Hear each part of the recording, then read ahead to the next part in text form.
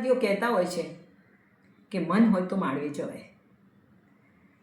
એ ઠીક છે, બરાબર છે, પરંતુ મન હોય તો મેરું જવાય એ વાત બિલકુલ શક્ય નથી. આપણું મન છે ને એને સફળતાનો અનુભવ થાય ને એટલે વધુ પડતા વિશ્વાસમાં આવી જાય છે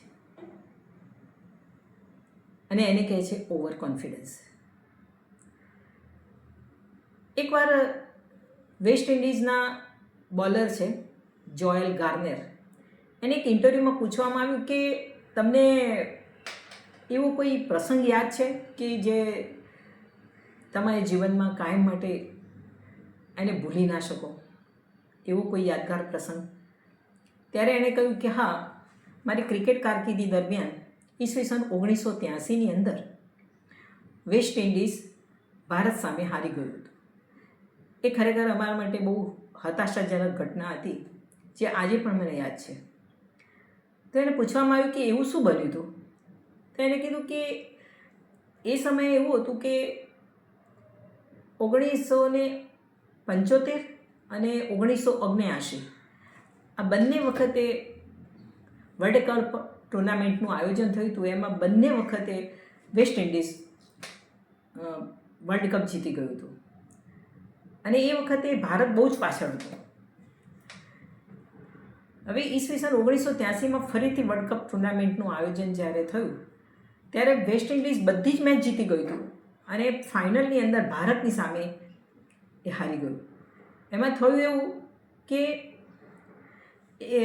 60 ઓવરની અંદર 183 રન કરવાના હતા. એટલે બધા ખેલાડીઓ માટે એવું જ હતું કે આ તો બહુ સામાન્ય વાત છે. દરેક ખેલાડીને એમ હતું કે હું નહીં તો મારા પછીનો પણ બેટ્સમેન લક્ષ્ય ઓળંગી જશે. અને બધા લોકો અતિ વિશ્વાસ, ઓવર કોન્ફિડન્સમાં આવી ગયા હતા.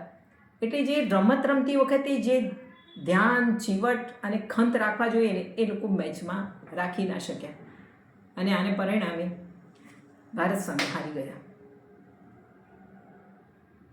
તમે જુઓ કે શેર બજારમાં રોજ હજારો લોકો ખુમાર થાય છે, છતાં તે શેર બજારની તેજી મંદીની અફરાતફરી મચાવે છે. એક સમય શેર બજારનો બેતાજ બાદશાહ કહેવાતો હતો હર્ષદ મહેતા. એ શેર બજારની તેજીને ઘોડાની જેમ દોડાવતો હતો, પણ એને પણ અતિ વિશ્વાસમાં આવી જઈને એક સામાન્ય ભૂલ કરી. એમાં એણે 47 વર્ષની નાની ઉંમરમાં પણ જેલમાં એનું મૃત્યુ થયું હતું. કેટલાક લોકો પૈસા કમાવા માટે પણ ખોટા શોર્ટકટ અપનાવે છે. અનીતિ, ભેળસેળ, ભ્રષ્ટાચાર, લાંચ રૂશ્વત, દાણચોરી, આવા બધા શોર્ટકટ અપનાવે છે. એમાં ક્યારેક ક્યારેક એમને થોડી ઘણી સફળતા મળે છે, પણ એ થોડી ઘણી સફળતા મળવાને કારણે એમના મન પર અતિ વિશ્વાસ આવી જાય છે, ઓવર કોન્ફિડન્સ આવી જાય છે અને એમના કારણે એ જ્યારે લોકો પકડાઈ જાય છે ત્યારે એમને કેટલું બધું ગુમાવવું પડે છે. એટલે અતિ વિશ્વાસનો નશો નહીં સારો. કહેવાય છે કે અતિ વિશ્વાસનો નશો એ શરાબના નશા કરતાં પણ ખતરનાક નીવડે છે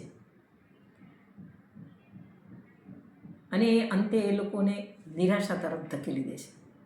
આના કરતાં તો નિષ્ફળતાનો અનુભવ સારો, એક સારો શિક્ષક બને છે કે વ્યક્તિને આમાંથી કંઈક બોધપાઠ શીખવા મળે છે અને વ્યક્તિ જીવનમાં આગળ વધવા માટે સાવચેતી રાખે છે.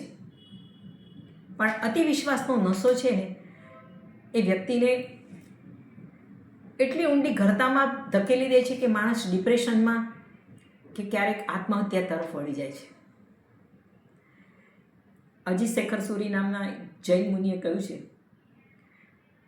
કે વિશ્વાસ એ વ્યક્તિને નવી દ્રષ્ટિ આપે છે, પણ અતિ વિશ્વાસ દ્રષ્ટિ છીનવી લે છે. ગાંધીજીએ પણ કહ્યું છે કે confidence is good, but overconfidence always sinks the ship. નમસ્કાર.